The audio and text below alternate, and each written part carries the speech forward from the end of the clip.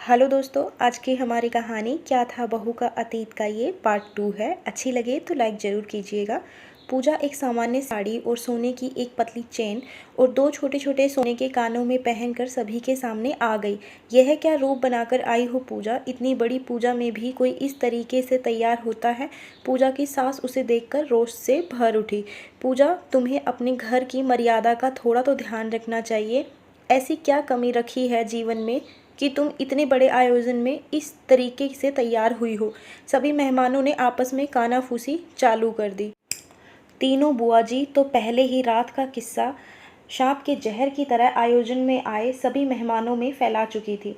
बोली से नहीं तो क्या, सभी की नज़रों से अनिल सबका मन पढ़ ही रहा था। पूजा, तुमसे हम कुछ पूछ रहे हैं, जवाब दो। माना तुमने अपनी शादी से पहले कभी इतना पैसा और चकाचौंध नहीं देखी है, लेकिन क्या इस घर के रंग ढंग में तुम अभी तक भी नहीं ढली हो।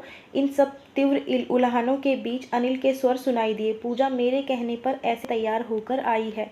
अनिल, तुमने इसको कहा है ऐसे तैयार होने को। तुम तो जानते हो यह आयोजन कितना बड़ा है, हमारे घर का पारंपरिक आयोजन है यह, और आज सबके सामने इस तरीके से आना पूजा को शोभा नहीं देता। आखिर कोई तो कारण होगा।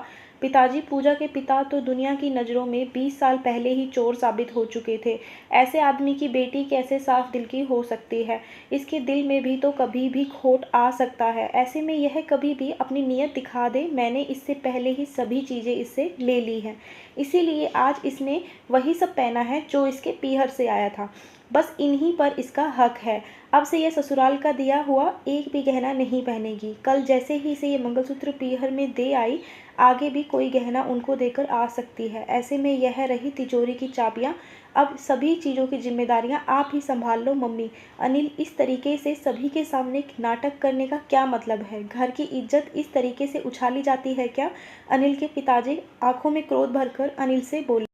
अनिल से अब रहा ना गया। किस इज्जत की बात कर रहे हैं पिताजी आप।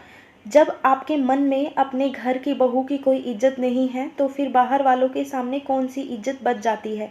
कल एक मंगलसूत्र के खो जाने पर मम्मी जी ने पूजा को चोर साबित कर दिया, तो फिर इस जमाने तो बिसात ही क्या। मैं कब तक किस किस का मुंह बंद करता रहूँगा।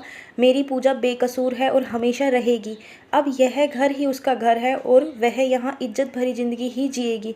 चाहे वह गहने कम पहन लेगी, लेकिन एक चोर की बेटी का दाग अपने सर पर लेकर ज़िंदगी नहीं जिएगी। अनिल, यह हकीकत है और इसे तुम तो नकार नहीं सकते हो। अगर इतना ही विश्वास है तो बताओ कहाँ है मंगलसूत्र। पिताजी, जिस मंगलसूत्र के खो जाने पर आपने उसे चोर समझ लिया था वह यह रहा। अनिल अपनी उंगलियों में मंगलसूत्र को झुलाते हुए सभी को दिखाने लगा। यह गाड़ी के पहिए के एक तरफ गिरा हुआ पड़ा था। इसकी कड़ी अपने आप ही टूट गई थी, जिस वजह से पूजा के गाड़ी से उतरते ही वह गिर गया। पूजा ने कल गाड़ी के अंदर ही ढूंढा, गाड़ी के बाहर ढूंढना वह भूल गई। अपने माँ बाप को इस तरीके से मैं भी नहीं सुनाना चाहता था, लेकिन कल मुझे एक बात समझ में आ गई। अगर मेरे माँ बाप ही मेरी पत्नी और अपनी बहू को उसके पिता के अतीत से जोड़कर उसका व्यवहार परिभाषित कर रहे हैं, तो फिर घर के बाहर तो जितने मुंह उतनी ही बातें होती हैं।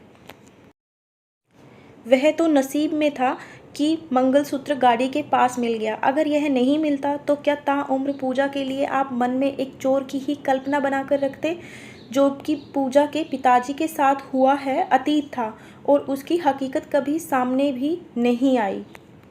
लेकिन इसका अर्थ यह नहीं कि 20 साल पहले घटी घटना की जवाबदारी आज उनकी जो भी पहले हुआ उसे मैं बदल नहीं सकता, लेकिन उन बातों को लेकर पूजा की नीयत पर उंगली उठाना गलत है। मेरी पत्नी की इज्जत में ही अब मेरी इज्जत है। अनिल की बात सुनकर आयोजन में सन्नाटा सा छा गया। पूजा, आओ हवन में बैठते हैं। पूजा का हाथ पकड़कर अनिल उस पूजा के मंडप की तरफ में जाने लगा। अनिल के माँ बाप उसके कहे शब्दों का समझ चुके थे। अपने कहे शब्दों का सासू जी को अब पछतावा हो रहा था। अतीत चाहे कुछ भी हो, लेकिन वर्तमान में पूजा उनके खानदान की बहू है और यह बात उन्हें दिल से अपनानी ही होगी। सभी के सामने पूजा को अपना आत्मसम्मान वापस दिलाने में और उस पर से चोर की बेटी का दाग हटाने में अनिल की कोशिश कामयाब हुई। धन्यवाद दोस्तों।